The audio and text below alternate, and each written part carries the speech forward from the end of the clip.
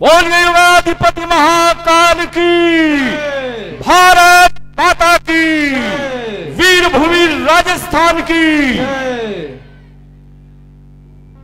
भाइयों और बहनों, ये वो भूमि है जिसके कण कण में राजस्थान का इतिहास भरा हुआ है। ये वो हाड़ा रानी कि त्याग और तपस्या की भूमि है, बलिदान की भूमि है, कि उस इतिहास को पढ़ते हैं तो लगता है कि इस देश की नारियां कितनी महान थी। जिस राजकुमार की शादी होकर के जब घर लौट करके आता है, उस रानी के हाथों की मेहंदी अभी मिटी नहीं है और बुलावा आ जाता है युद्ध के मैदान का, और उसके कदम जब डगमगाते हैं तो उस वीरांगना ने वो निशानी उसके हाथ में रख दी। कहते हैं कि जब सलूंबर के चोंडा ने, ये वो भूमि है जब सलूंबर के चोंडा ने मांगी एक निशानी थी, शीश काट कर जिसने भेजा वो तो हाड़ा रानी थी। उस महल को जरूर देखना, ऐसा लगता है कि उस नारी की आत्मा आज भी यहां है और इस बहनों को ललकार रही है कि अब उठिए। केवल आप खाना बनाने तक सीमित नहीं, जीजी का यह आह्वान है, श्रद्धेय डॉक्टर साहब का यह आह्वान है, गुरुदेव का यह आह्वान है कि नारी शक्ति के अंदर कितनी ताकत होती है।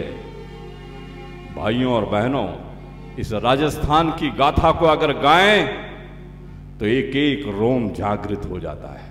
ये वो महाराणा की भूमि है कि कुछ लोग हार करके भी जीत जाते हैं, कुछ लोग हार कर भी जीत जाते हैं, कुछ लोग जीत के भी हार जाते हैं।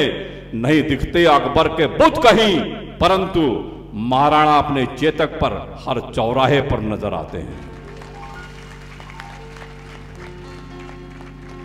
अभी उन्होंने हार नहीं मानी, इतने संकट, इतने कष्ट झेले। आज उसी शौर्य की भूमि में परम श्रद्धेय डॉक्टर साहब विराजमान है।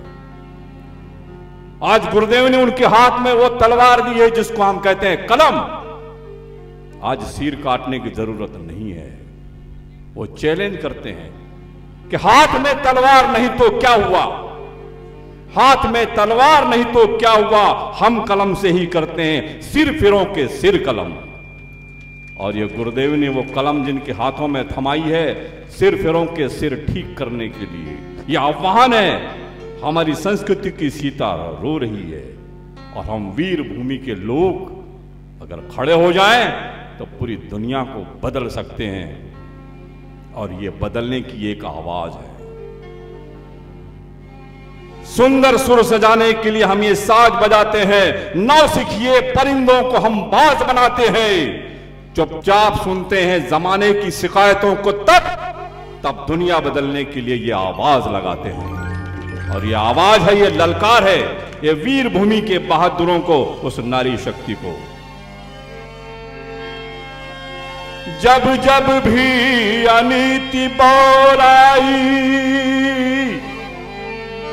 साहस ने प्रतिकार किया है।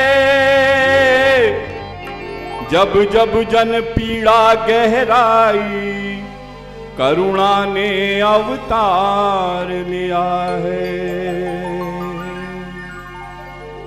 हो रहा हो संस्कृति से ताहरण, राम के हनुमान तुम क्यों मौन हो, क्यों मौन हो रहा हो संस्कृति से ताहरण,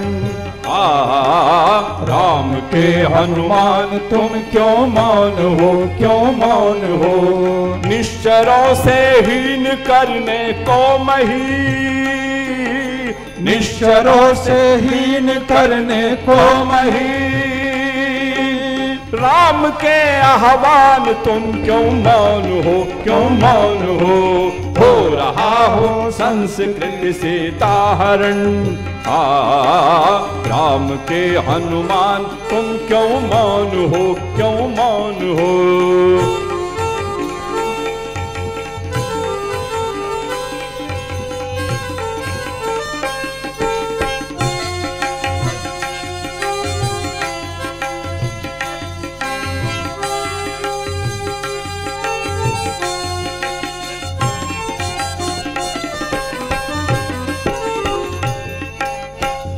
रहा शोषण निरीहों का सतत, धर्म का पाखंड करता है मदद। हो रहा शोषण निरीहों का सतत, धर्म का पाखंड करता है मदद। बुद्ध की करुणा कहाँ पर सो गई, बुद्ध की करुणा कहाँ पर सो गई। बुद्ध करुणावान तुम क्यों मौन हो, क्यों मौन हो रहा हो संस्कृत से ताहरण। राम के हनुमान तुम क्यों मौन हो, क्यों मौन हो।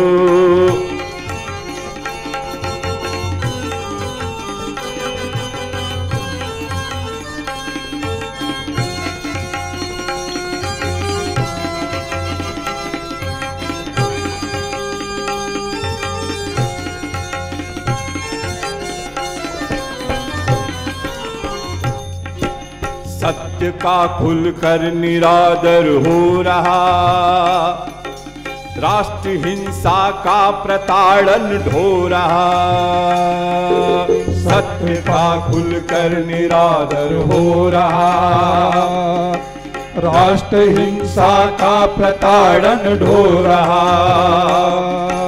सुप्त क्यों है अहिंसा महावीर की, सुप्त क्यों है अहिंसा महावीर की। वीर बापू की कहो क्यों मौन हो, क्यों मौन हो रहा हो संस्कृत से ताहरण। राम के हनुमान तुम क्यों मौन हो, क्यों मौन हो।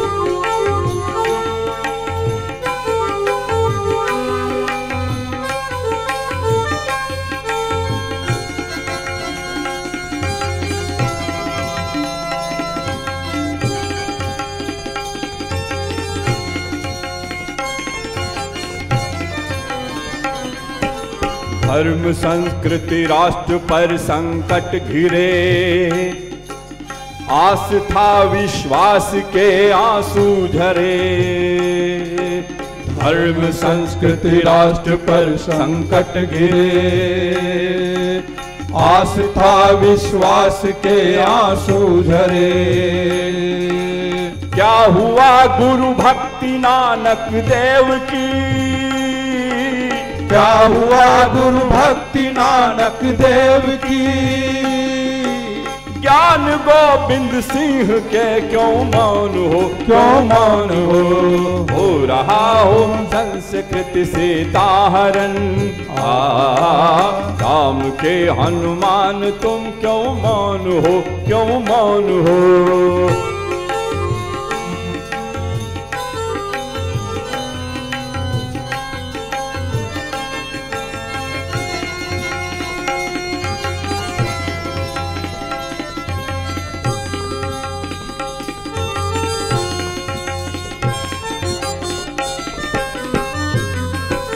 राष्ट्र के सामर्थ्य क्यों सोए हुए, किस लिए व्यामोह में खोई हुए। राष्ट्र की सामर्थ्य क्यों सोए हुए, किस लिए व्यामोह में खोई हुई। शहीदों का रक्त क्या ठंडा हुआ, शहीदों का रक्त क्या ठंडा हुआ। बसंती बलिदान तुम क्यों मौन हो, क्यों मौन हो रहा हो संस्कृत से ताहरण। राम के हनुमान तुम क्यों मौन हो, क्यों मौन हो। निश्चरों से हीन करने को मही, निश्चरों से हीन करने को मही। राम के आह्वान तुम क्यों मौन हो, क्यों मौन हो रहा हो संस्कृत के सीता हरण। राम के हनुमान तुम क्यों मौन हो, क्यों मौन हो। राम के हनुमान तुम क्यों मौन हो, क्यों मौन हो। राम के हनुमान तुम क्यों। हम सब के अंदर संस्कृति की रक्षा करने की क्षमताएं सोई हुई हैं। श्रद्धेय डॉक्टर साहब से हम निवेदन करेंगे, परम पूज्य गुरुदेव के वेद दिव्य सूत्र जिनके माध्यम से हम सांस्कृतिक उत्थान की ओर बढ़ सकते हैं, हम निश्चित रूप से उस दिशा में बढ़ेंगे। श्रद्धेय डॉक्टर साहब को हम आश्वस्त करते हैं इन दो पंक्तियों के माध्यम से हम सभी कि पानी में पत्थर न फेंको,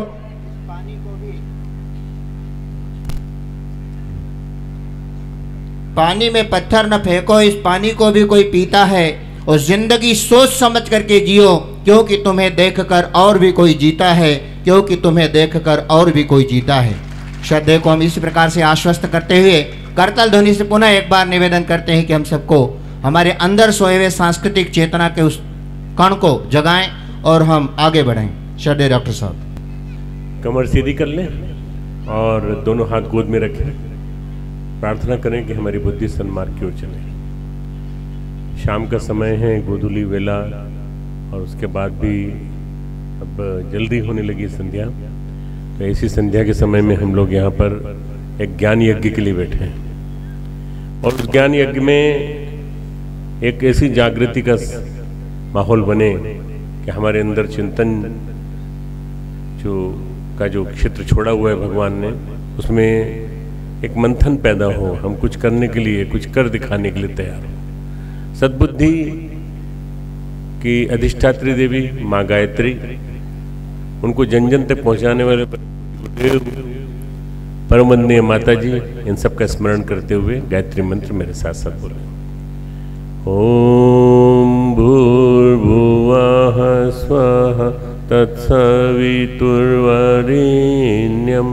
भर्गो देवस्य धीमहि धियो यो नः प्रचोदयात्।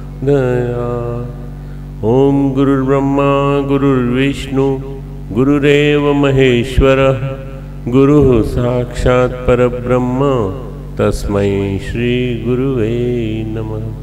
अखंडमंडलाकारं व्याप्तं येन चराचरं तत्पदं दर्शितं येन तस्मै श्री गुरुवे नमः। मातृवत् लालयित्री च पितृवत् मार्गदर्शिका नमोस्तु गुरुसत्तायै श्रद्धा प्रज्ञायुता चया, श्रद्धा प्रज्ञायुता चया।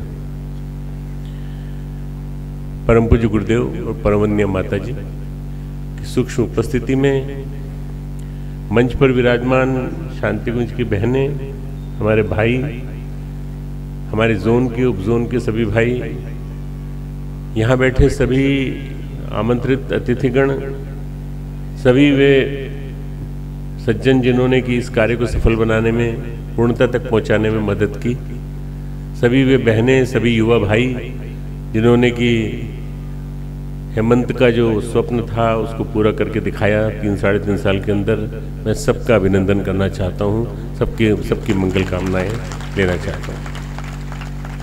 मैं उत्तराखंड से आया हूँ, गंगा नदी के किनारे से, हिमालय की छाया से, गंगा की गोद से, और वहाँ से आकर के राजस्थान की भूमि में मैं वो चेतना फैलाना चाहता हूँ आपके माध्यम से, जिससे कि एक माहौल बने ऐसा, जिससे कि हमारा देश पुनः विश्व गुरु के रूप में स्थापित हो, पूरा देश विश्व गुरु के रूप में स्थापित हो, जगत गुरु के रूप में स्थापित हो आने वाले समय में। बहुत ही खास समय है, बहुत ही विशेष समय है। इस विशेष वेला में, इस विशेष समय में जिसमें हम जी रहे हैं, उसमें आस्थाएं बहुत ज़्यादा संकट में हैं। इस समय आस्थाओं का संकट बहुत ज़्यादा है।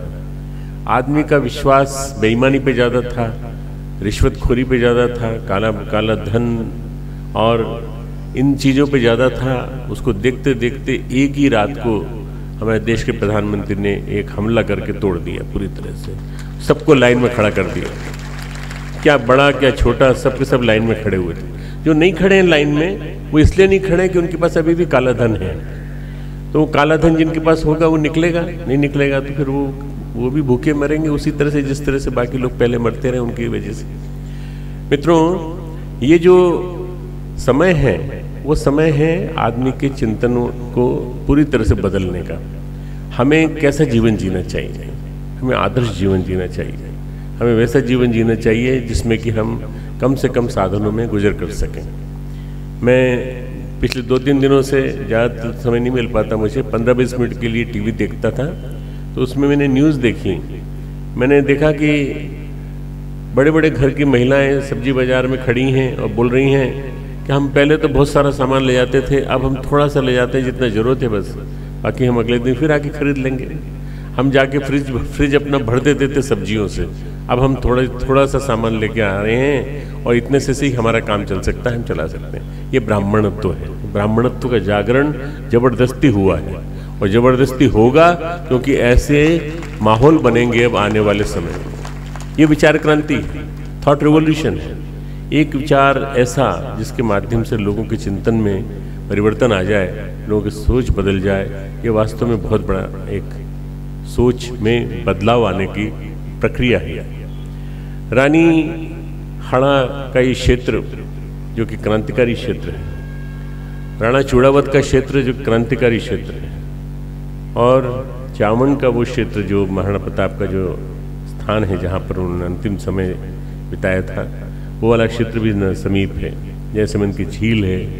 और ये इतना सब देख करके मुझे लगता है सच में कितनी पावन भूमि है ये, जहाँ इसको चुना गया शक्तिपीठ बनाने के लिए।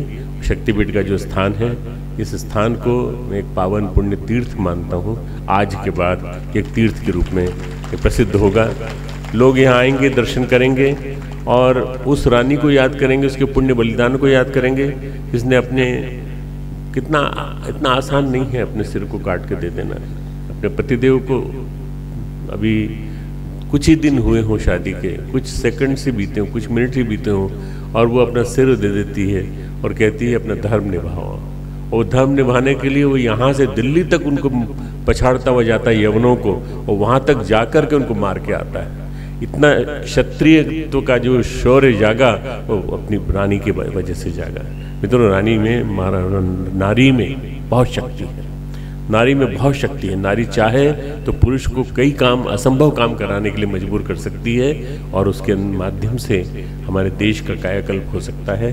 इस देश में बहुत शक्ति है। इस देश में पूरा सारी अनंत संभावनाएं मौजूद हैं, अनंत संभावनाएं। जो कुछ भी असंभव है वो कर दिखाने की सामर्थ्य इस देश में है। इस देश में युवा हैं, इस देश की नारी शक्ति के पास सामर्थ्य है, इस देश की नारी शक्ति के पास संयम है, धैर्य है, तप है, वो व्रत रख सकती है अपने पति के लिए और सारी दुनिया के लिए, सबके लिए, और दुनिया भर के अनुष्ठान कर सकती है अपने पति के लिए, अपने परिवार के लिए, सारे संसार के लिए, सबके लिए कर सकती है।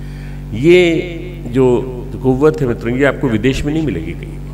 हमारी संस्कृति की शान है। हमारी संस्कृति भारतीय संस्कृति कहलाती है, बड़ी महत्वपूर्ण है। सभ्यता जो है वो तो विदेश की है, जिसमें हमारी वेशभूषा बदल जाती है, बोलचाल बदल जाती है। अब तो विदेश आना जाना इतना आसान हो गया है पिछले 10 वर्षों से, 15 वर्षों से। तो पहले इतना विदेश नहीं जाते थे लोग बाग, तो विदेश बड़ा आकर्षक लगता था। तो अब समझ में आया कि वास्तव में और कहीं कोई अच्छी जगह नहीं है दुनिया में। अगर कोई दुनिया में कोई सबसे सुंदर जगह है तो वो हमारा देश भारतवर्ष, जहाँ महामानव पैदा होते हैं, जहाँ देवता उतरने के लिए तरसते हैं, जहाँ देवता महामानव देवमानव बनने के लिए आते हैं और आकर के यहाँ जन्म लेते हैं। आप सबके माध्यम से वह उतरित होते हैं। मातृशक्ति उन देवताओं को धरती पर लाती है। मातृशक्ति के माध्यम से एक हनुमान आता है धरती पर, मातृशक्ति के माध्यम से एक स्वामी विवेकानंद आता है धरती पर, और मातृशक्ति के माध्यम से एक श्री अरविंद आते हैं धरती पर। अगर मातृशक्ति नहीं होती तो शायद नहीं हो पाता। इसलिए ये जो स्थान है भारतवर्ष, इस भारतवर्ष की मिट्टी के एक एक कण को प्रणाम करना चाहिए और सोचना चाहिए हम कितने गौरवशाली हैं कि यहाँ हमारा जन्म हुआ, और इसके लिए हमारी रक्षा करने के लिए हमारे सैनिक हमारी सीमाओं पर खड़े हुए हमारे लिए अपनी जान गंवा रहे हैं। ऐसे में कुछ बेईमान, कुछ राजनीतिक व्यक्ति कुछ ऐसे लोग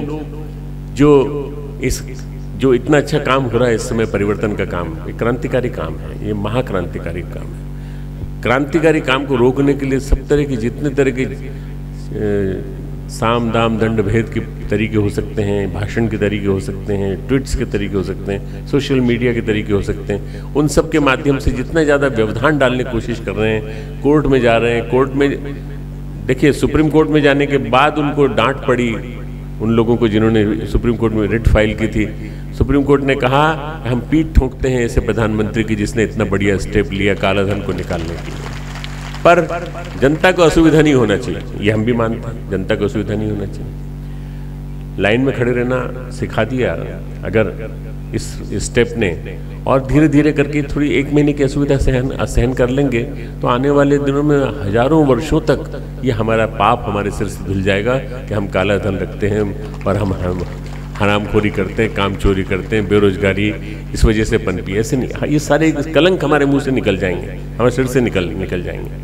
मित्रों, ये जो देश है हमारा, इस देश को ब्राह्मण जैसा जीवन जीने के लिए तैयार करना पड़ेगा। साधु ब्राह्मण, साधु ब्राह्मण। साधु ब्राह्मण वो नहीं होते जो वेश से ब्राह्मण होते हैं या वेश से साधु होते हैं। साधु वो जो सज्जनता का जीवन जिए, सज्जनत्व जिसके जीवन।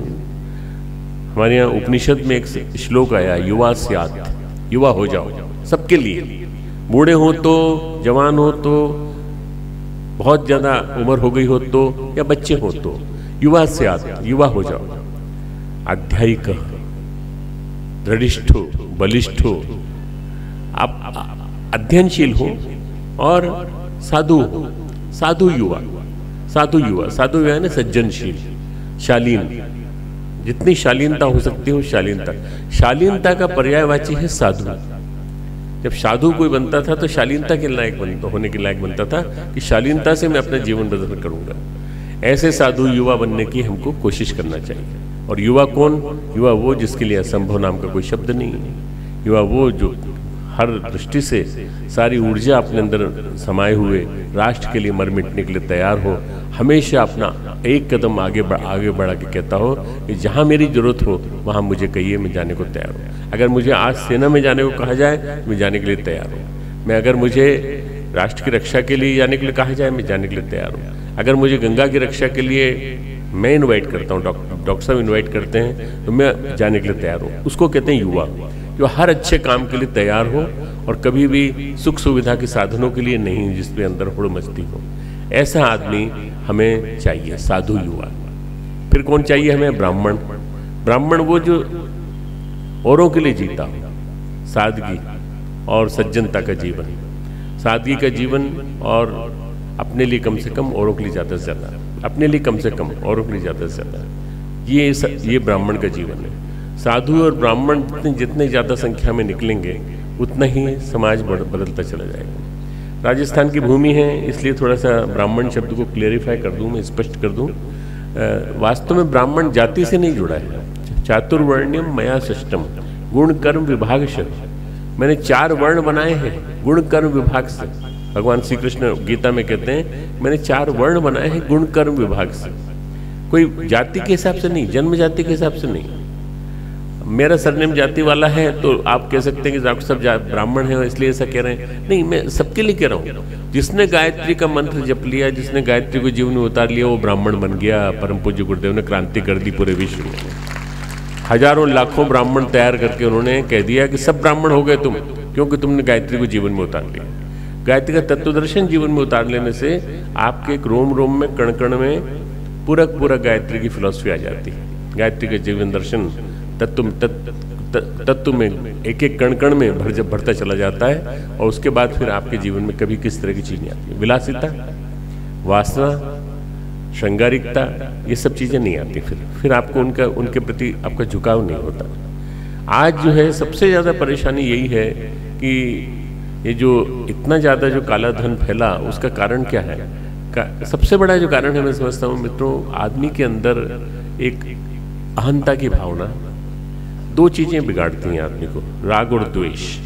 राग यानी अहंता, राग यानी पूरी तरह से अपने लिए चाहना, अपने लिए मांगना, अहंकार। अहंकार मारता है आदमी को, और उस अहंकार ने ही रावण को भी समाप्त किया, उस अहंकार ने ही कंस को भी समाप्त किया, उस अहंकार ने ही विभिन्न सारे के सारे जितने असुर हैं वो सब मारे गए हैं, अहंकार की वजह से मारे गए। तपस्वी थे, बड़े बड़े तपस्वी, वरदान लेके आए, पर इसके बावजूद भी चूंकि मारे गए, क्योंकि वो अहंकारी थे। अहंकारी और जो ऐसे व्यक्ति हैं जिनके अंदर चिंतन में अश्लीलता भरी पड़ी हो, असुरता भरी पड़ी हो, और जिनके मन में दूसरों के लिए द्वेष भरा पड़ा हो, वो लोग अहंता और विलासिता, अहंता के साथ जुड़ी हुई विलासिता, अहंता। और दूसरा जो शब्द है मित्रों हमें जिससे बचना पड़ेगा वो है द्वेष। द्वेष यानी दूसरे के प्रति ईर्ष्या का भाव, दूसरे के प्रति बुराई का भाव, ये रखना, ये दो चीज़ों से हमें बचना पड़ेगा अगर हमें अपने विचारों में शुद्धता, शुचिता लानी है। तो अभी विचारों में शुचिता नहीं आ पा रही है। विचार हमारे सोशल मीडिया से प्रभावित हैं, विचार हमारे टीवी से प्रभावित हैं, विचार हमारे विभिन्न प्रकार के ऐसे लोगों से प्रभावित हैं जो कि हमारे रोल मॉडल हैं। हमारे रोल मॉडल कौन है? फिल्मी कलाकार हैं, या हमारे राजनीतिक नेता हैं, या हमारे वो लोग हैं जो ग्लैमर की दृष्टि से छाए हुए पड़े हैं। ये नहीं, हमारे रोल मॉडल होना चाहिए हनुमान, हमारा रोल मॉडल होना चाहिए सीता, हमारे रोल मॉडल होना चाहिए ऐसे जिन्होंने वास्तव में जीवन में ऐसा जीवन जिया है जिसको कह सकते हैं कि आदर्श जीवन जिया है। ऐसे आदर्श हमारे बनने चाहिए, जिनके आदर्श रोल मॉडल आदर्श होंगे उनके जीवन में परिवर्तन आएगा, उनके जीवन में परिवर्तन आएगा, बदलाव दिखाई पड़ेगा। और जब बदलाव आने लगेगा तो आपको लगेगा युग परिवर्तन हो रहा है, जमाना बदल रहा है, बड़ी तेजी से बदल रहा है, बहुत तेजी से, आपको दिखाई नहीं पड़ रहा है। छोटा सा बच्चा होता है तो हमको समझ में नहीं आता कब बड़ा हो गया। बड़ा होकर के जब वो 10वीं की, 11वीं की, 12वीं की फीस मांगने आता है तब पता चलता है कि इतना बड़ा हो गया है कि अब उसको एग्जाम में बैठना, बड़े एग्जाम में बैठना है, उसको बाहर जाके पढ़ना है, तब पता चलता है कि बड़ा हो गया। धीरे धीरे वही हमारे पास रहने वाला बच्चा बड़ा होता जाता है, हमारे साथ रहने वाला, हमारी साथ रहने वाली लड़की बड़ी हो जाती है, उसकी शारीरिक संरचना बदल जाती है और उसकी आवाज़ थोड़ी अलग हो जाती है, लड़के की आवाज़ भी थोड़ी अलग हो जाती है, मूछें आ जाती हैं हल्की हल्की। तो ये इन सब चीज़ों के परिवर्तन से हमको पता चलता है कि ज़माना बदल गया, हमारे बच्चे बदल गए, हमारे बच्चे बड़े हो गए। बच्चे बड़े हो गए ये चीज़ समझने आने के बाद हमारे अंदर जिम्मेदारी का भाव आने लगता है। ज़माना बदल रहा है मित्रों, ये आपको इससे दिखाई पड़ेगा किस तरह से लोगों के अंदर त्याग और बलिदान के इतने सारे आपको नमूने आपके सामने आ रहे हैं। सबसे बड़ा नमूना बताता हूँ आपको, सेना के हमारे जो बॉर्डर पे सैनिक लगे हुए हैं, उनका कौन सा स्वार्थ है कि वो अपने आप को सौंप देते हैं पाकिस्तानी सेना की बुलेट्स के सामने। वो लड़ते लड़ते लड़ते लड़ते एक आदमी 15 को 20 को मार करके जाता है, जबकि वो 15 लोग 20 लोग जो हैं इकट्ठे एक आदमी के ऊपर चढ़ पड़ते हैं, पर हमारा आदमी जो है उसको, हमारा सैनिक 20-25 को मार करके आ गया। ये जो सैनिकों का शौर्य है राजस्थान में भी है, उत्तराखंड में भी है। उत्तराखंड में भी हमारे यहाँ सैनिक जबरदस्त, हर गांव में एक सैनिक, हर गांव में से कम एक सैनिक, नहीं तो 10-12, 20-25 सैनिक पूरे उत्तराखंड के हिमालय की पूरी जो वादियां हैं और जो ऊपर की चोटियां हैं, वहाँ रहने वाले जो पर्वत पर रहने वाले लोग हैं। मैं कई बार जाता हूँ, ऊपर जाता हूँ, हिमालय पर ऊपर जाता हूँ, तो वहाँ देखता हूँ कि त्याग और बलिदान, त्याग और बलिदान। राजस्थान की भूमि भी त्याग और बलिदान की भूमि है, आपको भी सीखना पड़ेगा त्याग और बलिदान। हनुमान त्याग और बलिदान के प्रतीक हैं, कुछ नहीं रखते अपने पास, कुछ नहीं रखते। भगवान कहते हैं कि हम सब लोगों ने मांग लिया, तुम कुछ मांग लो।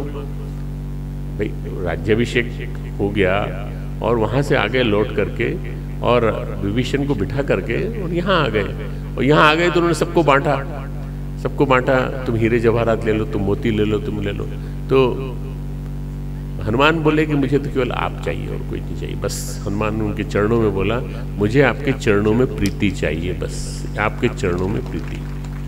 भगवान कृष्ण गीता में कहते हैं ददामि बुद्धि योगम तम, मैं उनको बुद्धि योग देता हूँ, बुद्धि योग के माध्यम से वो मेरे से जुड़ जाते हैं आत्मीयता पूर्वक, प्रीति पूर्वक। क्यों? क्योंकि वो मेरे अंदर इतना स्नेह रखते हैं, इतना प्रीति रखते हैं कि मेरा काम करने में उनको कोई एतराज नहीं होता, कुछ भी दिक्कत नहीं आती। जब वो मेरा काम करने के लिए तैयार होते हैं तो मैं उनका काम करने के लिए तैयार होता हूँ। परम पूज्य गुरुदेव ने ये कहा कि जो मेरा काम करेगा मैं उनका काम करूँगा, बस ये आप मान के चलिए। हनुमान ने भगवान का काम किया, जबकि हनुमान स्वयं भगवान शंकर के अवतार थे, रुद्रावतार थे। भगवान हनुमान जी रुद्रावतार होने के बावजूद राम का जप करते हैं, और राम सब कुछ होते हुए भगवान शिव का जप करते हैं, भगवान शिव के लिए जप करते हैं, नमः शिवाय नमः शिवाय नमः शिवाय। ये दोनों राम और शिव दोनों का जोड़ा इतना विलक्षण है मित्रों। राम विष्णु के अवतार हैं और शिव रुद्र के अवतार हैं, और वो शिव जो है वो हनुमान बन के आते हैं राम की लीला में। हमेशा हर बार ऐसे ही होता है, जब भगवान राम आते हैं तो उनके साथ, जब भगवान शिव आते हैं तो उनके साथ साथ विष्णु भी आते हैं, जब अवतार आता है तो उनके साथ साथ शिव भी आते हैं, तो दोनों मिलकर के इन दोनों की लीला को ब्रह्मा देखते हैं ऊपर से। मित्रों, आज का समय कुछ ऐसा ही है, प्रज्ञा अवतार के प्रकटीकरण का समय। प्रज्ञा अवतार, निष्कलंक प्रज्ञा अवतार वो आने वाला है, और आज आने की संभावना पूरी दिखाई पड़ती है कि वो लोगों की चिंतन चेतना में आएगा और एक ज्वार के रूप में आएगा, एक बहुत तेजी से आने वाले तूफान के रूप में आएगा। ऐसा आएगा कि लोगों की सोच बदलती चली जाएगी, लोगों के चिंतन में परिवर्तन आता चला जाएगा देखते देखते। वही लोग जो पहले मॉल्स में और मल्टीप्लेक्स में और बड़े बड़े दुकानों में घूमते थे और पैसा खरीदारी करते थे, वही लोग आपको औरों के लिए काम करते देखे जाएंगे, पैसे बांटते देखे जाएंगे, और इसके बाद अनाथालयों में जाते देखे जाएंगे। आपको परिवर्तन दिखाई पड़ने लगेगा। ये परिवर्तन जब होने लगेगा तो हमारा देश बहुत ऊंचा उठ जाएगा, आर्थिक दृष्टि से और सांस्कृतिक दृष्टि से, आध्यात्मिक दृष्टि से ऊंचा उठता मित्रों पूरे विश्व के लिए एक मॉडल बन जाएगा। मॉडल कैसा होना चाहिए, ये हम अपने देश के माध्यम से आने वाले 9 वर्षों में, 2026 में हमारी वंदनीय माता जी का जन्म शताब्दी वर्ष, 2026 बड़ा क्रांतिकारी वर्ष। 2026 में हम 100 साल मनाएंगे अखंड दीपक के। जो दीपक थोड़े दिन भी जल जाता है, 50 साल भी जल जाता है, तो उसको अखंड यज्ञ कहते हैं। और ये तो उसके 100 वर्ष पूरे होने जा रहे हैं, 90 साल पूर्ण हो चुके हैं, अब उसके 10 साल और बचे हैं बस केवल। 10 साल होने के बाद वो अखंड यज्ञ पूरा के पूरा जो 1926 में गुरुदेव ने अखंड दीपक जलाया था, उसके 100 वर्ष पूरे हो रहे हैं। तो मित्रों, उसकी अखंड दीपक की हम जन्म शताब्दी मनाएंगे, और वंदनीय माता जी की जन्म शताब्दी मनाएंगे, जिन्होंने कि इतना बड़ा गायत्री परिवार खड़ा किया। गुरुदेव ने अपना तप दिया, गुरुदेव ने अपना त्याग दिया, गुरुदेव ने अपनी शक्ति दी, गुरुदेव ने अपना वैचारिक क्रांति दी, गुरुदेव ने अपना साहित्य दिया, सब कुछ दिया। पर वंदनीय माता जी ने ममत्व दिया, अपनत्व दिया, प्यार दिया, और उन्होंने वो शक्ति दी जिससे हम लोग उठ के खड़े हो गए।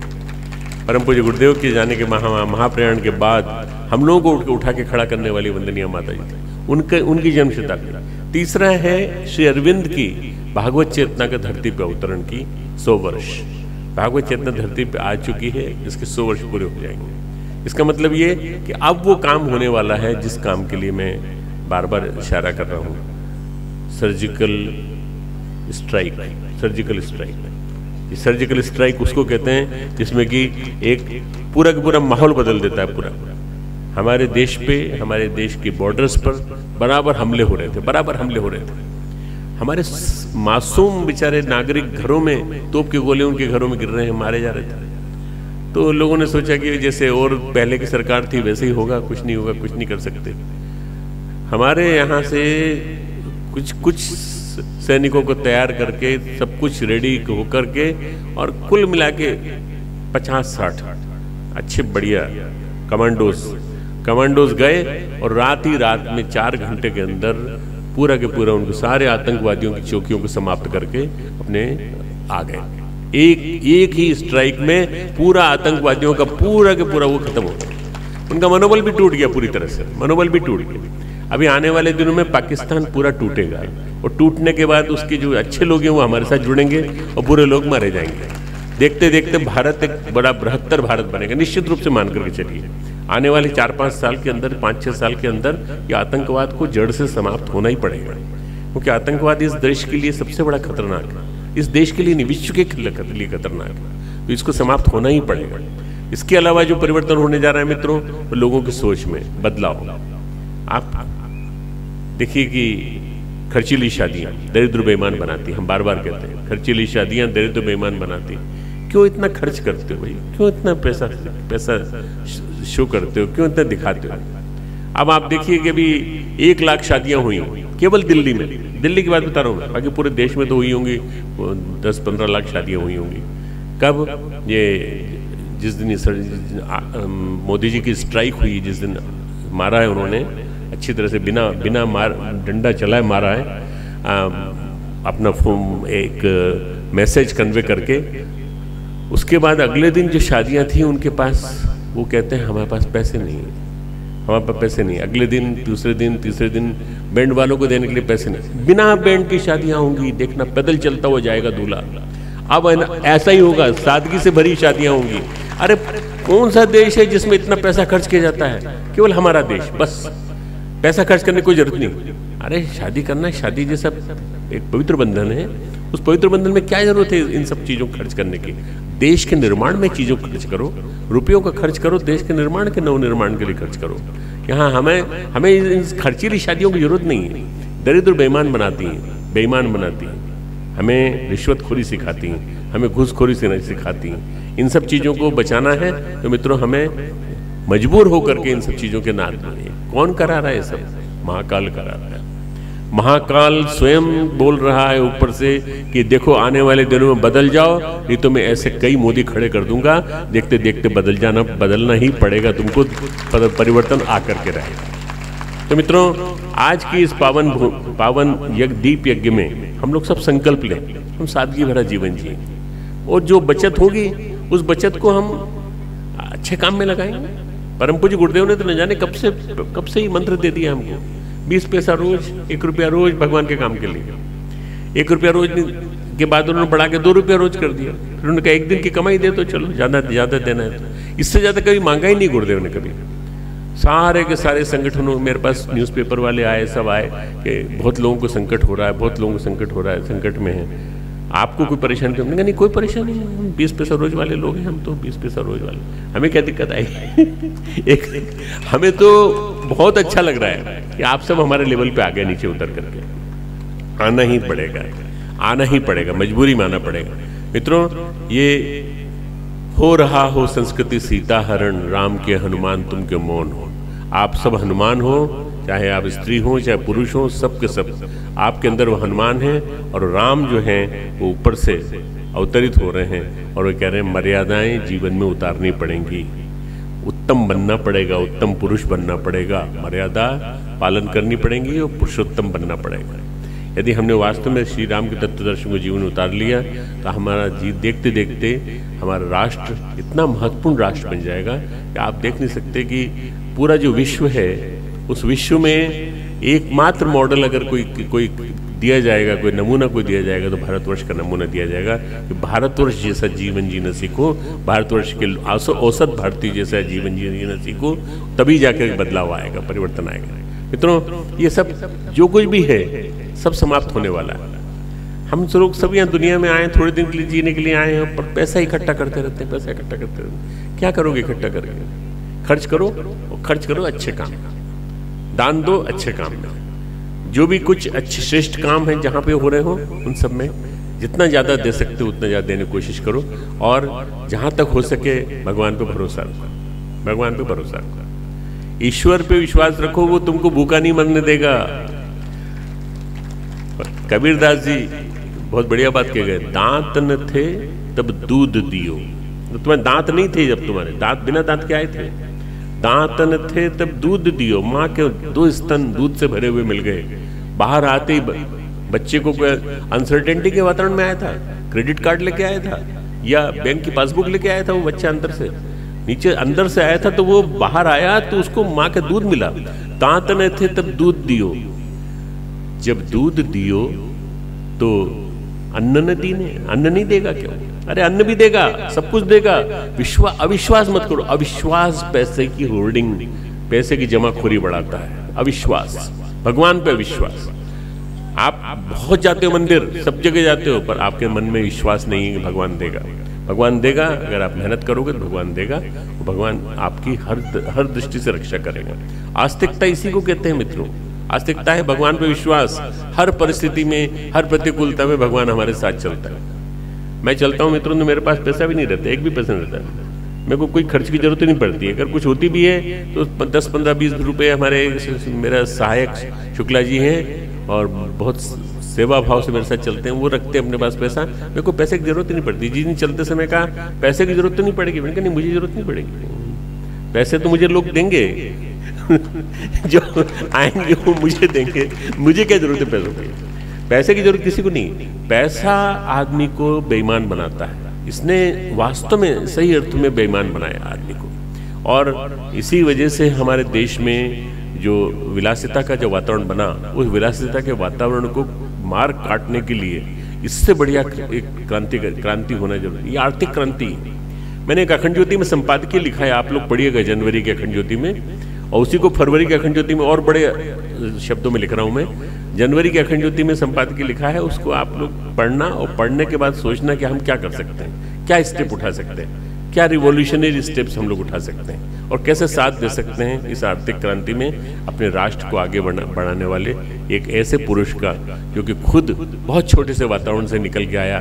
मेरे बहुत अच्छे मित्र हैं, मैं उनसे बातचीत भी करता रहता हूँ, मैं जानता हूँ वो उनके मन में क्या दर्द है इस राष्ट्र के प्रति। परंतु चारों तरफ से वो घिरे हुए हैं, चारों तरफ से घिरे हुए हैं गुंडों से। अब उन गुंडों से कैसे बचाया जाए उनको, उसके लिए हम लोग खड़े हैं, हम लोग हैं। पूरा भारतवर्ष को, गायत्री परिवार उन गुंडों से उनको बचाने के लिए खड़ा है कि कोई भी राजनेता, कोई भी तुमको कोई परेशान नहीं कर पाएगा, और कोई भी माफिया, कोई भी गुंडा राज वाला या कोई भी व्यक्ति परेशान नहीं कर पाएगा। बड़े बड़े मकान बने पड़े मित्रों, भूमाफिया ने अरबों रुपए की बिल्डिंगें बना के रखी हैं। अब उनमें जाने के लिए कोई तैयार नहीं है, कोई जाने के लिए तैयार नहीं। लोगों ने पैसे अपने जो है कचरे की टोकरी में डाल दिए, गंगा जी में बहा दिए, गंगा जी में बहा दिए नोट। ऐसी हालत होगी 500 के और 1000 के नोट की, मैंने कभी सोचा भी नहीं था, मैंने कभी नहीं सोचा था ऐसा होगा। जिसको रखने के लिए लोग बाकायदा रखते थे, दिखाते हुए रखते थे, यूं चढ़ाया जाता था, दूल्हे के ऊपर चढ़ाया जाता था, वो नोट जो है कचरे की टोकरी में काट काट के फेंक दिए सड़कों पे। क्या स्थिति हो गई? ये पैसे की स्थिति होती है। आर्थिक क्रांति हुई, महाक्रांति हुई, बड़ी क्रांति हुई। अब जमाना बदल रहा है, इस बदलते जमाने के साथ हम लोग भी बदलना सीखें, अपनी चाल बदलें, जीवन शैली बदलें, अपनी लाइफ स्टाइल को चेंज करें। और जीवन शैली में आदर्शवाद, खाना पीना सादा, सीधा सादा, ज्यादा खाने पीने की जरूरत क्या है? खाओगे पियोगे तो बीमार होगे तो फिर हॉस्पिटल जाना पड़ेगा, हॉस्पिटल जाओगे तो फिर डॉक्टर कहेगा भाई तुमको इतना लेना पड़ेगा, पथ्य इतना, ये कम। डॉक्टर कहे उसके पहले हम कह रहे हैं आपसे ना, आप बदल जाओ, अभी से बदल जाओ, हम भी डॉक्टर हैं, हमारी बात सुन लो। तो मुझे लगता है कि जमाना बहुत तेजी से समझ रहा है इस बात को कि हमारी जीवन शैली में गड़बड़ी आ गई थी, उस जीवन शैली को हमको बदलना पड़ेगा। जब हम बदल जाएंगे तो जीवन देखते देखते समाज बदल जाएगा, पूरा जमाना बदल जाएगा और सारा भारत बदल जाएगा। मित्रों, भारत बदलने के साथ साथ आप सारे विश्व को बदलता हुआ देखेंगे। क्रांति पूरे विश्व में होगी, पूरे विश्व की क्रांति एक साथ होगी और देखते देखते भारत पूरे विश्व का जगत गुरु बनेगा और सारे विश्व का मार्गदर्शन करेगा। खूब खूब मंगल कामनाएं। मैं थोड़ा सा बता दूं, हेमंत को प्यार से बोलना चाहता हूं मैं कि इस दुनिया में माता गुरु जो होते हैं ना, वो केवल एक ही होते हैं। हर किसी को गुरु मत बनाया करो। तुम्हारे गुरु परम पूज्य गुरुदेव पंडित श्री राम शर्मा आचार्य भगवान जरूर हैं, मेरे ही भगवान हैं, पर मेरे गुरु हैं। गुरु वही होते हैं। किसी व्यक्ति को गुरु बना करके उस व्यक्ति को महिमा मंडित मत करो, किसी व्यक्ति को मत करो। और किसी व्यक्ति और उनकी पत्नी को गुरु माता और गुरु पत्नी और ये बोल के उनको महिमा मंडित करो। स्टेज से नहीं करना, स्टेज से भी नहीं करना, वैसे भी नहीं करना। आपको ये, आप बहुत सीधे हो, सरल हो, इसलिए आप मेरे मुंह से बोल गए, परंतु ध्यान रखना आपका गुरु एक ही है। बस गुरु हमारा गुरु एक ही होता है, सतीत्व की तरह से, एक पतिव्रता नारी की तरह से। हमारे सबके गुरु एक हैं। हमको अपने पति के ऊपर, अपने गुरु के ऊपर, अपने पिता के ऊपर विश्वास करना चाहिए, वो हमारी रक्षा करेंगे, हमारे साथ चलेंगे। तो फिर कभी ये बात किसी के मन में नहीं आएगी कि जैसे मेरे भी भगवान आचार्य श्री राम शर्मा जी, पर मेरे गुरु डॉक्टर प्रणव पंड्या, नहीं, मुझे नहीं बनना है ऐसे किसी के गुरु। मैं आपका दोस्त हूँ, मैं आपका गुरु भाई हूँ और गुरु भाई के रूप में मैं शोभायमान होता हूँ। मेरे को भाई मान के चलो, मुझे आप अपना गुरु मत मानना कभी भी। गुरु एक ही हैं, पंडित श्री राम शर्मा आचार्य, परवन्य माता जी। ये लोग, इन्होंने गुरु बनने के लिए इन्होंने तप किया है, इतना कठोर तप, और तब जाकर के उतने उस महागुरु की शक्ति को प्राप्त हुए हैं। मैं चाहता हूँ कि ये जो भूमि है यहाँ की सलुम्बर की, ये ऐसी हो जाए कि यहाँ लोग दर्शन करने के लिए दूर दूर से आएँ और दूर दूर से आकर के यहाँ के माटी के दर्शन करके, पवित्र वातावरण को यहाँ के देख करके और यहाँ के संस्कारों को, इनके माध्यम से आज सुबह संस्कारों क्रम चला, संस्कार नियमित रूप से होते रहे और यहाँ बढ़िया क्रम चले, ऐसा कुछ क्रम चले। आपके सबके अंदर पात्रता का दीपक जलाने के लिए हम लोग आए हैं। आज हमारी बहनें आपके अंदर एक दीपक कब जलाएंगी, पात्रता का दीपक। पात्रता होती है दीपक में तो वो गहरा होता है, पात्रता का प्रतीक है दीपक। पात्रता यानी गहराई, आपके अंदर गहराई है कि नहीं। उसके बाद उसके आपके अंदर बाती है कि नहीं, बाती है तो बाती में प्रखरता है कि नहीं, बाती नीचे से स्नेह का सहारा लेकर, स्नेह यानी तेल घी का सहारा लेकर जलती है कि नहीं, वो जलती है तो कितनी ऊंची जाती है, किस तरह से वो प्रकाशमान बनी रहती है। ऐसे दिया बने, ऐसे दीपक बने। मैंने दिया नाम का संगठन बनाया और उसमें हजारों लाखों युवा जुड़ते चले गए। आज दिया जगह जगह काम कर रहा है, जगह जगह काम कर रहा है और दिया के माध्यम से अनेकों दीपक जल रहे हैं। लोगों ने कहा दिया क्यों नाम दिया, डिवाइन इंडिया यूथ एसोसिएशन नाम दिया। उसके माध्यम से दीपक को दिया बना दिया, हमने दीपक को दिया बना दिया। सोए हुए, प्रसुप्त, बुझे हुए दीपकों को जलाने के लिए एक नया दिया जलाना जरूरी है। दिए से दिए को जलाना पड़ेगा, दिए से दिए को जलाना पड़ेगा। क्यों? क्योंकि धरा पर अंधेरा बहुत छा रहा है, धरा पे अंधेरा छा रहा है, इसलिए हमको जलाना पड़ेगा। तो आज हम जो दीप यज्ञ करेंगे ये पूर्व वेला है, कल प्राण प्रतिष्ठा है सवेरे, और दिव्य शक्ति की, महाशक्ति की, गायत्री महाशक्ति की प्राण प्रतिष्ठा के पहले इस दीप यज्ञ में सबकी भागीदारी हो। सामूहिक दीप यज्ञ है, हम सब मिलकर के आहुतियां देंगे, मानसिक रूप से, आध्यात्मिक रूप से, आत्मिक रूप से अपने आप को एकाकार करेंगे एक दूसरे के साथ। और दूसरा जो सबसे बड़ी चीज आपको करनी है वो ये करनी है कि अपनी इस आहुति में सबको, सबके साथ मिला करके अपनी आध्यात्मिक पुरुषरण में एक भागीदारी करनी है।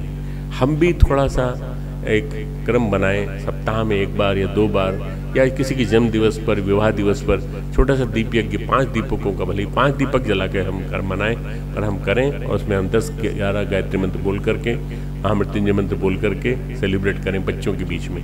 इससे क्या होगा, संस्कार पनपेंगे, संस्कार फैलेंगे। कोशिश करें। आज उसी का एक छोटा सा मॉडल दीप यज्ञ हमारी बहनें आपको कराने जा रही है। खूब खूब मंगल कामनाएं, खूब खूब आशीर्वाद गुरुदेव माता जी।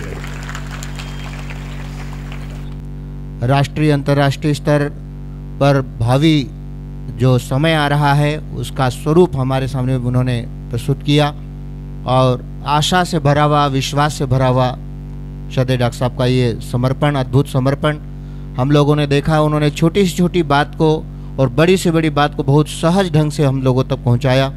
हम श्रद्धेय डॉक्टर साहब को आश्वस्त करते हैं कि हम आपकी प्रत्येक बात पर, प्रत्येक शब्द को शब्दशः आचरित करने का पूरा प्रयास करेंगे। आइए इन्हीं भावनाओं के साथ में अब दीप यज्ञ होने जा रहा है। हमारी ब्रह्मवादिनी बहनें परम पूज्य गुरुदेव और वंदनीय माता जी का ध्यान आवाहन पूजन के साथ अब दीपक प्रज्वलन आदि का क्रम संपन्न करेंगी, संचालन कर रही हैं शांति कुंज की प्रतिनिधि बहनें, ब्रह्मवादिनी बहनें। बोलिए वेद माता गायत्री की, परम पूज्य गुरुदेव की, परम वंदनीय माता जी की। सभी परिजन दोनों हाथ जोड़ लें। हमारे संरक्षक, हमारे मार्गदर्शक परम पूज्य गुरुदेव का आवाहन, उनका सानिध्य, उनका प्रकाश हमें निरंतर मिलता रहे इस भावना के साथ। ओम अखंड मंडलाकारं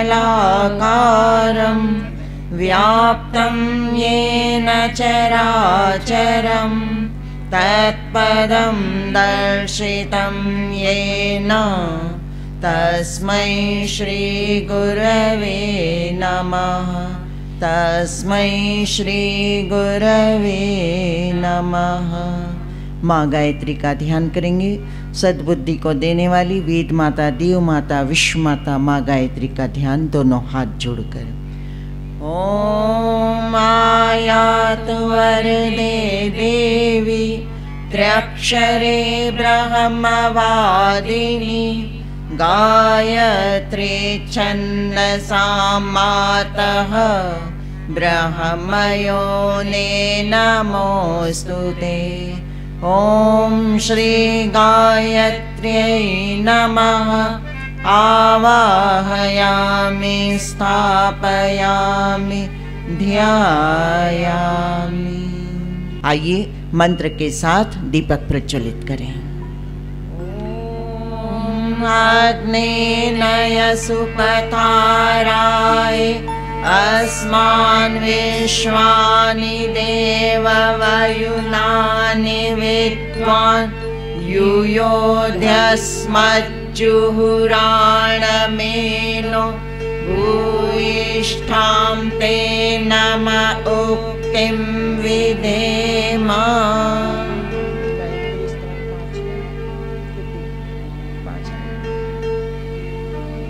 दीपक प्रज्वलित हो रहे हैं।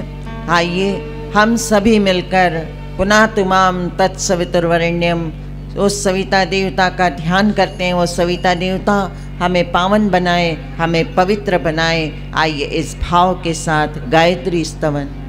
ओम यन्मण्डलं दीप्तिकरं विशालं रत्नप्रभं दिव्यमनादिरूपं दारिद्र्यदुःखक्षयकारणं च पुनातुमां तत्सवितुर्वरेण्यं शुभज्योतिदेवं चिरनादियनुपं ब्रह्माण्डव्यापी आलोक्यकर्ता दारिद्र्यदुःखभय से मुक्त कर दो पावन बना दो हे देव सविता। यन्मण्डलं देवगणैः सुपूजितं विप्रैः सुब्रह्माण्डवमूर्तिकोविदं तं देवदेवं प्रणमामि भर्गं पुनातु मां तत्सवितुर्वरेण्यम्।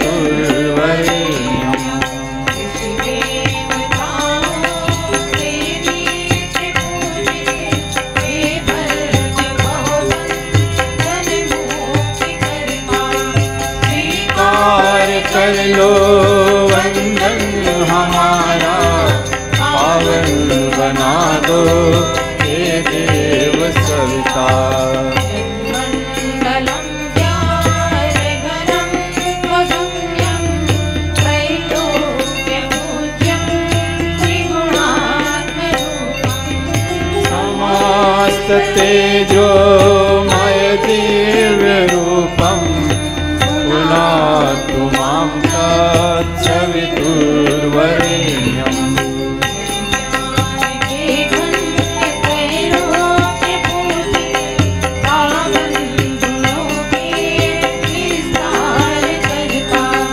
समस्त प्रतिभा के आदि कारण पावन बना दो हे देव सविता।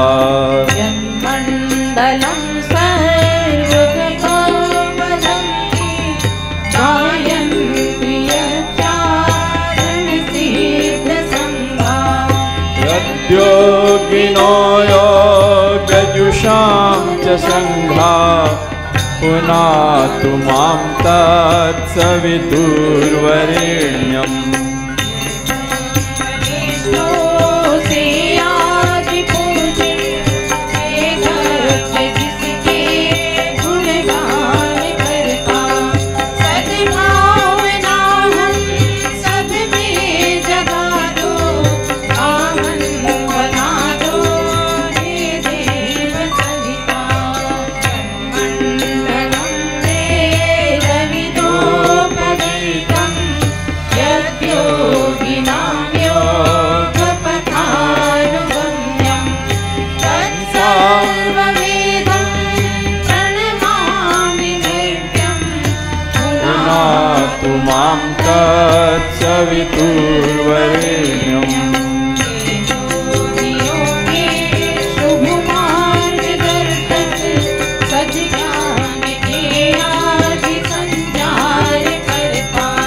प्रणिपात स्वीकार लो हम सभी का, पावन बना दो हे देव सविता।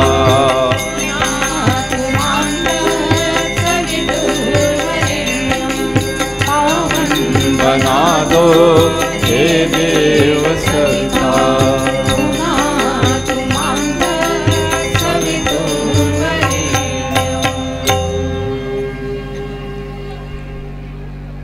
बोलिए वेद माता गायत्री की आहुतियों का क्रम प्रारंभ होने जा रहा है। जो भाई बहन अपने सामने के दीपक जला चुके हैं अपने स्थान पर आकर के बैठ जाए। भावनात्मक आहुतियाँ दीप महायज्ञ की प्रारंभ होने जा रही है। सभी परिजन अपने स्थान पर कमर सीधी करके बैठें, दोनों हाथ गोदी में रखें। इदम नमम का भाव करते हुए आइए आहुतियों का क्रम प्रारंभ करें। भूर्भुवः स्वाहा तत्सवितुर्वरेण्यं भर्गो देवस्य धीमहि धियो यो नः प्रचोदयात् स्वाहा। इदं गायत्र्यै इदं नमः। ॐ भूर्भुवः स्वाहा तत्सवितुर्वरेण्यं भर्गो देवस्य धीमहि धियो यो नः प्रचोदयात् स्वाहा। इदं गायत्र्यै इदं नमः। ॐ भूर्भुवः स्वाहा तत्सवितुर्वरेण्यं भर्गो देवस्य धीमहि धियो यो नः प्रचोदयात् स्वाहा। इदं गायत्र्यै इदं नमः। ॐ भूर्भुवः स्वाहा तत्सवितुर्वरेण्यं भर्गो देवस्य धीमहि धियो यो नः प्रचोदयात् स्वाहा। इदं गायत्र्यै इदं नमः। ॐ भूर्भुवः स्वाहा तत्सवितुर्वरेण्यं भर्गो देवस्य धीमहि धियो यो नः प्रचोदयात् स्वाहा। इदं गायत्र्यै इदं नमः। महामृत्युंजय आहुति से पूर्व आइए महाकाल की अभ्यर्थना हमारे भाई प्रस्तुत करने जा रहे हैं। सभी भाव विभोर होकर आनंद उठाएं। दोनों हाथ उठाएं और देवादिदेव महादेव भगवान शिव को याद करें, जो हमारे सद्या भी बता रहे थे कि हनुमान जी रुद्र के ही अवतार थे। उनको याद कीजिए कि उनकी जैसी शक्ति राम काज कीने बिना मोहि कहा विश्राम का भाव लेकर के जय घोष करें। बोलो देवाधिपति महाकाल की, देवादिदेव महादेव की। ताली बजाते हुए संकीर्तन करेंगे। जय महाकाल जय महाकाल जय महाकाल जय महाकाल जय महाकाल जय महाकाल जय महाकाल जय महाकाल जय महाकाल जय महाकाल जय महाकाल जय महाकाल जय महाकाल जय महाकाल जय महाकाल जय महाकाल। जो पाप ताप का हरता है, जो पाप ताप का हरता है, जो युग परिवर्तन करता है, जो युग परिवर्तन करता है, जो युग परिवर्तन करता है, जो युग परिवर्तन करता है। आदि शक्ति को साथ लिए, आदि शक्ति को साथ लिए, आदि शक्ति को साथ लिए, आदि शक्ति को साथ लिए। जो बदल रहा है सृष्टि चाल, जो बदल रहा है सृष्टि चाल, जो बदल रहा है सृष्टि चाल, जो बदल रहा है सृष्टि चाल। जय महाकाल जय महाकाल जय महाकाल जय महाकाल जय महाकाल जय महाकाल जय महाकाल जय महाकाल जय महाकाल जय महाकाल जय महाकाल जय महाकाल जय महाकाल जय महाकाल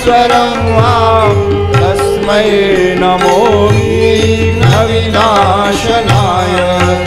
ॐ यं ब्रह्मा वरुणेन्द्र रुद्रमरुतः स्तुवन्ति दिव्यैः स्तवैः वेदैः साङ्गपदक्रमोपनिषदैः गायन्ति यं सामगाः। ध्यानावस्थितगतेन मनसा पश्यन्ति यं योगिनो यस्यान्तं न विदुषुरासुरगणाः। देवाय तस्मै नमः, देवाय तस्मै नमः।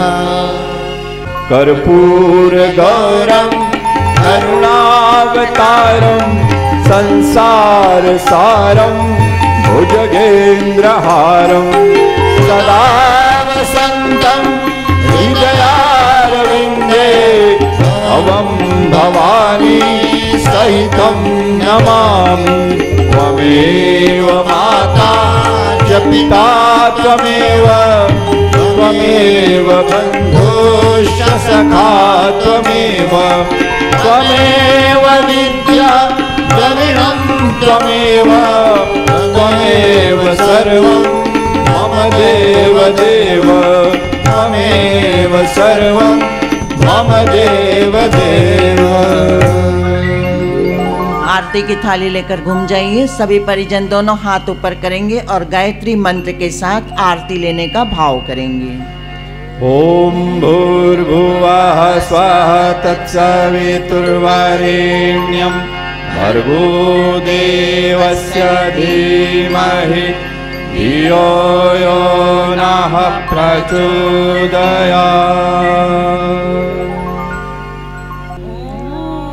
यान्तु देवगणाः सर्वे पूजामादाय मामके।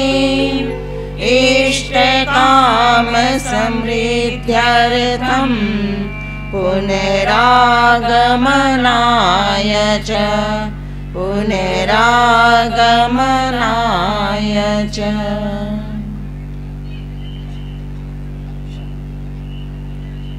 आइए हमारे घर में, हमारे परिवार में, हमारे चहु ओर शांति शांति विराजमान हो। इस भाव के साथ शांत चित्त बैठ करके शांति पाठ करें। ॐ द्यौः शान्तिरन्तरिक्षं शान्तिः, पृथिवी शान्तिरापः शान्तिरोषधयः शान्तिः, वनस्पतयः शान्तिर्विश्वे देवाः शान्तिर्ब्रह्म शान्तिः, सर्वगं शान्तिः शान्तिरेव शान्तिः, सामा शान्तिरेधि। ॐ शान्तिः शान्तिः शान्तिः, सर्वारिष्ट सुशान्तिर्भवतु। आइए महत्वपूर्ण सूचनाएं हैं, आप भाई बहन बैठे रहें। वहीं बैठे बैठे दोनों हाथ जोड़ करके इस तरह से उठाएं, प्रणाम करें। श्रद्धेय डॉक्टर साहब हमारे बीच में से विदा होंगे, उसके पश्चात आप ध्यान पूर्वक सूचनाएं सुन करके जाना है। आइए प्रणाम करें। ओम नमो अनंताय सहस्रमूर्तये सहस्रपादाक्ष शिरोरुबाहवे सहस्रनाम्ने पुरुषाय शाश्वते सहस्रकोटि युगधारिणे